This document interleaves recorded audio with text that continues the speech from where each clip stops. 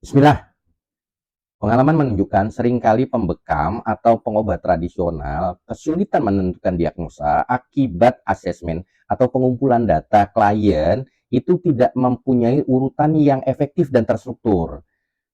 Maka ada beberapa kiat ketika kita melakukan anamnesa. Ingat ya, yang diobatin itu adalah pasiennya, bukan penyakitnya. Jadi jangan terlalu fokus pada penyakitnya.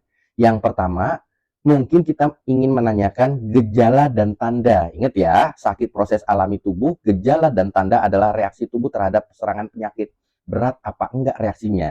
Kalau terlalu berat reaksinya, artinya yang namanya kekuatan fitrohnya lagi rusak. Tugas kita adalah satu, menjaga dan menguatkan kesehatan yang ada dan memulihkan kesehatan yang hilang. Itu dulu di kepala kita. Jadi, satu, gejala utamanya apa, itu yang dikurangi. Satu.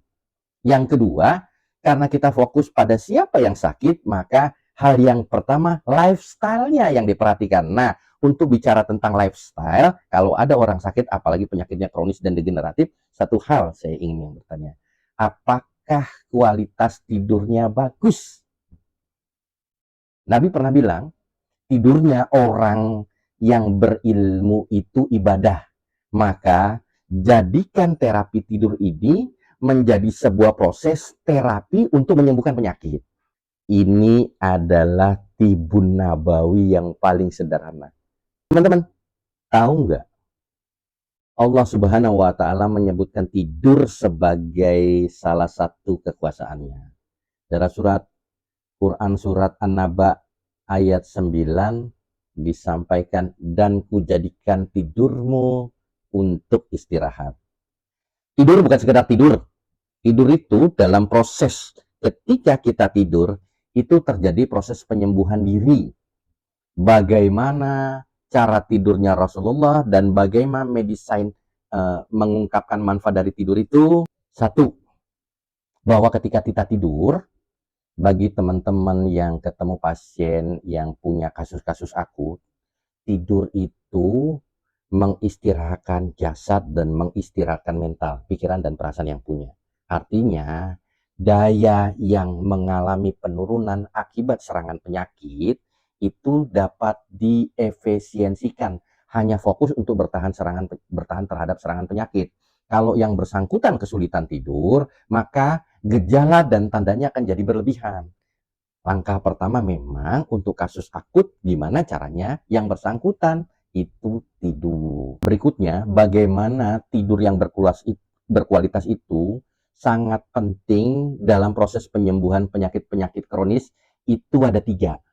Yang pertama, memperbaiki sel yang rusak bagi organ-organ yang mengalami penurunan fungsi. Kalau dia rusak, fungsinya menurun.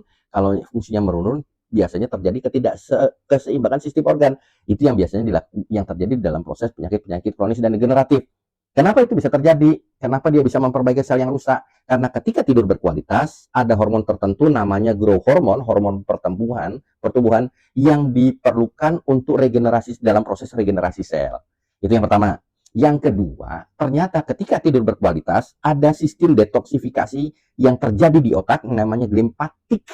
Gitu ya, glimpatik yang dia akan mereduksi, akan mengeluarkan sampah-sampah atau toksik yang ada di otak yang menjadi penyebab inflamasi. Jadi, bagi teman-teman yang punya autoimun, yang punya gangguan Alzheimer, tidur berkualitas, di mana penyakit tersebut itu pencetusnya rata-rata toksik yang ada di otak, tidur berkualitas itu sangat diperlukan.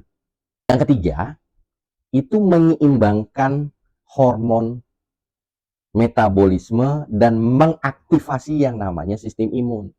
Jadi, orang-orang yang punya penyakit kronis dan degeneratif biasanya mengalami peradangan kronis. Peradangan kronis ini biasanya salah satu tandanya adalah timbul nyeri. Maka nyerinya juga nyeri kronis, nyeri terus-terusan. Maka ketika nyeri terus-terusan akan keluar yang namanya antiinflamasi terus-terusan, namanya kortisol. Kortisol inilah yang banjir sehingga terjadi ketidakseimbangan hormonal, terutama metabolisme tubuh. Nah, ini kalau terus-terusan terjadi akan menonaktifkan sistem imun. Dengan tidur yang berkualitas, mode tubuhnya adalah relax respon. Akan keluar hormon tertentu. Yang pertama ada serotonin dan melatonin. Hormon ini yang memperbaiki revitalisasi sel diperlukan. Yang kedua adalah keluar hormon yang namanya endorfin. Kalau hormon endorfinnya keluar, kortisolnya dihambat keluarnya, berhenti keluarnya. Dengan dominasi hormon endorfin yang keluar, serotonin yang keluar, maka sistem imunnya jadi aktif. Kalau dianalogikan, tidur itu macam kayak ngecas HP. Kalau cara ngecasnya salah, baterai HP-nya jadi gampang rusak, cepat rusak.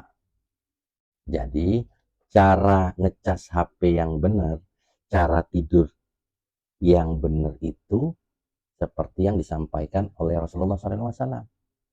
Itu, ikuti cara tidurnya Nabi. Wallahu a'lam bishawab. Salam sehat dengan bekam, bekamnya bekam sehat sunnah, empiris, holistik, aplikatif, dan terpadu. Saya Tri, salah satu relawan edukasi International Islamic Medicine Foundation.